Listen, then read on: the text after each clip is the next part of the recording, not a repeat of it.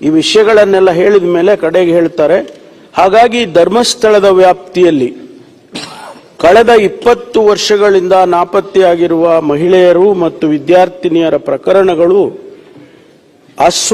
ಅಸ್ವಾಭಾವಿಕವಾದಂತಹ ಸಾವು, ಕೊಲೆ ಪ್ರಕರಣಗಳು ಮತ್ತು ಅತ್ಯಾಚಾರ ಪ್ರಕರಣಗಳಿಗೆ ಸಂಬಂಧಿಸಿದಂತೆ ಸಮಗ್ರ ಮತ್ತು ನಿಷ್ಪಕ್ಷವಾದ ತನಿಖೆಗಾಗಿ ಹಿರಿಯ ಪೊಲೀಸ್ ಅಧಿಕಾರಿಗಳ ನೇತೃತ್ವದಲ್ಲಿ ವಿಶೇಷ ತನಿಖಾ ತಂಡ SIT ರಚಿಸುವಂತೆ ಈ ಮೂಲಕ ತಮ್ಮನ್ನು ಕೋರುತ್ತೇನೆ.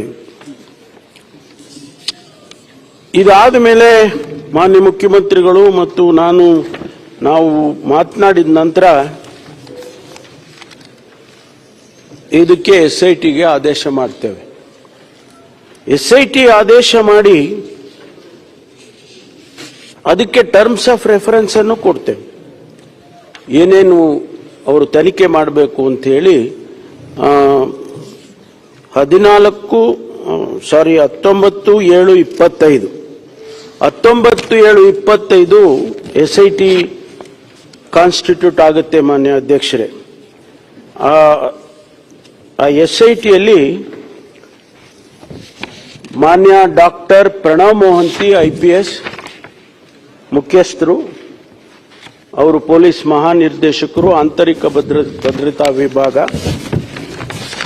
ಅನುಚೇತ್ ಅಂತಕ್ಕಂಥವರು ಉಪ ಪೊಲೀಸ್ ಮಹಾನಿರ್ದೇಶಕರು ನೇಮಕಾತಿ, ಅವರು ಸದಸ್ಯರು.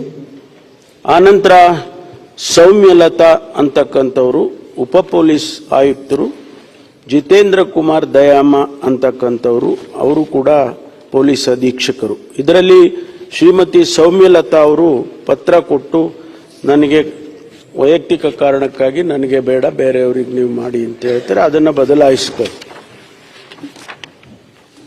ನಂತರ ಈ SIT ಅವರು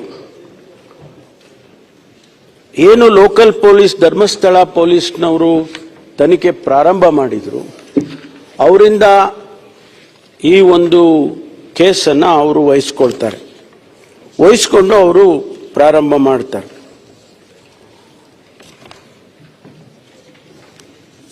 SIT ಅವರು ಮತ್ತೆ ಅವನನ್ನ ಕರೆದು 161 ಸ್ಟೇಟ್ಮೆಂಟ್ ಅನ್ನು ತಗೊಳ್ತಾರೆ. ಅಂದ್ರೆ ಅವನಿಂದ ಮತ್ತೊಂದು ಸ್ಟೇಟ್ಮೆಂಟ್ ಅನ್ನು ಪೊಲೀಸ್ನವರು ತಗೊಳ್ತಾರೆ. ಅದು ಬಿಫೋರ್ ದಿ ಪೊಲೀಸ್ ಆ ಸ್ಟೇಟ್ಮೆಂಟ್ ಅನ್ನು ರೆಕಾರ್ಡ್ ಮಾಡ್ಕೊಳ್ತಾರೆ. ಅದರಲ್ಲಿ ಅವನು ಹೇಳ್ತಾನೆ, ನಾನು ಇಂತಿಂಥ ಕಡೆ ಎಲ್ಲ ನಾನು ಹೂತಾಕಿದ್ದೆ, ಶವಗಳನ್ನು ಇಂತಿಂಥ ಸ್ಥಳದಲ್ಲಿ ನಾನು ಹೂತಾಕಿದ್ದೆ ಅಂತೇಳಿ ಹೇಳ್ತಾನೆ. ಆಗ ಅವರು ಅದನ್ನು ಮ್ಯಾಪ್ ಮಾಡ್ಕೊಳ್ತಾರೆ. ಮ್ಯಾಪ್ ಮಾಡಿಕೊಂಡು ಎಲ್ಲೆಲ್ಲಿ ಯಾವ್ಯಾವ ಸ್ಥಳದಲ್ಲಿ ಹೂತಾಕಿದ್ದು ಅಂತ ಅವನು ಹೇಳಿದಾನೆ, ಅದನ್ನೆಲ್ಲ ಮ್ಯಾಪ್ ಮಾಡ್ಕೊಳ್ತಾರೆ. ಅದು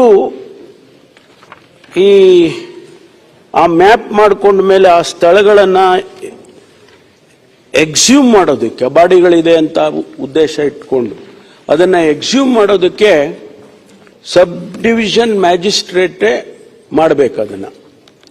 ಅದನ್ನು ಪೊಲೀಸ್ನವರು ಕೂಡ ಮಾಡೋದಕ್ಕೆ ಆಗೋದಿಲ್ಲ. ಹಾಗಾಗಿ ಎಕ್ಸಿಕ್ಯೂಟಿವ್ ಮ್ಯಾಜಿಸ್ಟ್ರೇಟು, ಅಸಿಸ್ಟೆಂಟ್ ಕಮಿಷನರ್ ಇರ್ತಾರೆ, ಅವರ ನೇತೃತ್ವದಲ್ಲಿ ಎಕ್ಸಿಮೇಷನ್ ಪ್ರಾರಂಭ ಆಗುತ್ತೆ. ಮಾನ್ಯ ಅಧ್ಯಕ್ಷರೇ, ಇಲ್ಲಿವರೆಗೆ ಸುಮಾರು ನಾನು ಸಂಖ್ಯೆಗಳನ್ನು ಹೇಳಬೇಕು ಹೋಗಲ್ಲ, ಯಾಕಂದ್ರೆ ಅದು ಇನ್ನೂ ಕೂಡ ಅಧಿಕೃತವಾಗಿ ನಮಗೆ ಬರಬೇಕಾಗ್ತದೆ. ಎಕ್ಸುಮೇಷನ್ ಪ್ರಾರಂಭ ಮಾಡ್ತಾರೆ. ಸುಮಾರು ಜಾಗಗಳಲ್ಲಿ ಅದೆಲ್ಲವನ್ನು ತೆಗೆದಾಗ 2 ಜಾಗಗಳಲ್ಲಿ ಒಂದರಲ್ಲಿ ಅಸ್ಥಿಪಂಜರ ಸಿಕ್ಕುತ್ತೆ. ಅದನ್ನ ತೆಗೆದುಕೊಂಡು FSLಗೆ ಕೊಡ್ತಕ್ಕಂಥ ಕೆಲಸವನ್ನು, ಅಲ್ಲಿ ಸಾಯಿಲ್ ಸ್ಯಾಂಪಲ್ ಇರ್ಬೋದು, ಆ ಬೋನ್ಸ್ ಇರ್ಬೋದು, ಅಲ್ಲಿ ಸಿಕ್ಕಿದಂಥ ಯಾವುದೇ ಮೆಟೀರಿಯಲ್ ಎಲ್ಲವನ್ನು ಕೂಡ ಅವರು ಸ್ಯಾಂಪಲ್ ಕಲೆಕ್ಟ್ ಮಾಡಿಕೊಂಡು FSLಗೆ ಕಳಿಸ್ಕೊಡ್ತಾರೆ. ಇನ್ನೊಂದು ಜಾಗದಲ್ಲಿ ಅಲ್ಲಿ ಕೂಡ ಒಂದಷ್ಟು ಬೋನ್ಗಳು ಸಿಕ್ಕುತ್ತೆ, ಅದನ್ನು ಕೂಡ ಕಲೆಕ್ಟ್ ಮಾಡಿಕೊಂಡು ಅದನ್ನು FSLಗೆ ಕೊಡ್ತಾರೆ. ಆಮೇಲೆ ಇನ್ನ ಮಿಕ್ಕ ಜಾಗಗಳಲ್ಲಿ ಅಲ್ಲಿ ಲ್ಯಾಟ್ರೈಟ್ ಸಾಯಿಲ್ ಅಂತ, ಕೆಂಪು ಕಲ್ಲು ಅಂತ ತಾವು ಹೇಳ್ತಿರಲ್ಲ, ಕೆಂಪು ಮಣ್ಣು, ಅದು ಬಹಳ ಅಸಿಡಿಕ್ ಸಾಯಿಲ್. ಏನೇ ಇದ್ರೂ ಬೋನ್ ಇರ್ಬೋದು ಅಥವಾ ಬೇರೆ ಏನೇ ಮೆಟೀರಿಯಲ್ ಇದ್ರೆ ಇಂದಿಷ್ಟು ದಿವಸದಲ್ಲೇ ಅದೆಲ್ಲ ಕರಗಿ ಹೋಗುತ್ತೆ ಅಂತಕ್ಕಂಥದ್ದು ಇದೆ. ಅದಕ್ಕಾಗಿ ಅವ್ರು ಏನ್ ಮಾಡ್ತಾರೆ, ಎಲ್ಲ ಸ್ಪಾಟ್ನಲ್ಲಿ ಎಲ್ಲೆಲ್ಲಿ ಅವನು ತೋರಿಸಿದ್ದ, ಎಲ್ಲೆಲ್ಲಿ ಇವರು ಎಕ್ಸುಮೇಷನ್ ಮಾಡಿದ್ರು ಆ ಎಲ್ಲ ಜಾಗಗಳಲ್ಲೂ ಕೂಡ ಸ್ಯಾಂಪಲ್ಸ್ ಅನ್ನ ಕಲೆಕ್ಟ್ ಮಾಡ್ಕೊಳ್ತಾರೆ. ಸಾಯಿಲ್ ಸ್ಯಾಂಪಲ್ಸ್ ಕಲೆಕ್ಟ್ ಮಾಡಿ ಅದನ್ನು ಕೂಡ ಲ್ಯಾಬೊರೇಟರಿಗೆ ಕಳಿಸಿದ್ದಾರೆ. ಇವತ್ತು ಅದರ ಅನಾಲಿಸಿಸ್ ಆಗಬೇಕು. ಒಂದು ಮೊದಲು ಅಸ್ಥಿಪಂಜರ ಸಿಕ್ತು ಅಂತ ಹೇಳಿದ್ನಲ್ಲ, ಆ ಜಾಗದಲ್ಲಿ ಆ ಅಸ್ಥಿಪಂಜರದ ಅನಾಲಿಸಿಸ್ ಆಗಬೇಕು. ಮತ್ತು ಎರಡನೇ ಜಾಗದಲ್ಲಿ ಕೂಡ ಅನಾಲಿಸಿಸ್ ಆಗಬೇಕು. ಪ್ರತಿಯೊಂದು ಸ್ಪಾಟ್ನಲ್ಲೂ ಏನು ಸ್ಯಾಂಪಲ್ ತಗೊಂಡಿದ್ದಾರೆ ಅದೆಲ್ಲ ಅನಾಲಿಸಿಸ್ ಆಗಬೇಕು. ಆಗ ಇನ್ವೆಸ್ಟಿಗೇಷನ್ ಪ್ರಾರಂಭ ಆಯಿತು ಅಂತೇಳಿ ನಾವು ಹೇಳ್ಬೋದು. ಇಲ್ಲಿಯವರೆಗೆ ಆಗಿರೋದೇನಪ್ಪ ಅಂದ್ರೆ ಎಕ್ಸುಮೇಷನ್ ಅಷ್ಟೇ, not exactly the investigation. Investigation ಯಾವಾಗ ಪ್ರಾರಂಭ ಆಗ್ತದೆ ಅಂದ್ರೆ ಸ್ಯಾಂಪಲ್ ಅನಾಲಿಸಿಸ್ ಆಗಿ, DNA ಅನಾಲಿಸಿಸ್ ಆಗಿ, ಸಾಯಿಲ್ ಅನಾಲಿಸಿಸ್ ಆಗಿ, ಅಲ್ಲಿ ಬರುವಂತ ರಿಸಲ್ಟಿನ ಆಧಾರದ ಮೇಲೆ ಇನ್ವೆಸ್ಟಿಗೇಷನ್ ಅನ್ನು ಪ್ರಾರಂಭ ಮಾಡ್ತಾರೆ. ಕ್ಷಣ ಕ್ಷಣದ ಸುದ್ದಿಗಳಿಗಾಗಿ ಫ್ರೀಡಂ ಟಿವಿ ಸಬ್ಸ್ಕ್ರೈಬ್ ಮಾಡಿ, ಲೈಕ್ ಮಾಡಿ ಹಾಗೂ ಫಾಲೋ ಮಾಡಿ.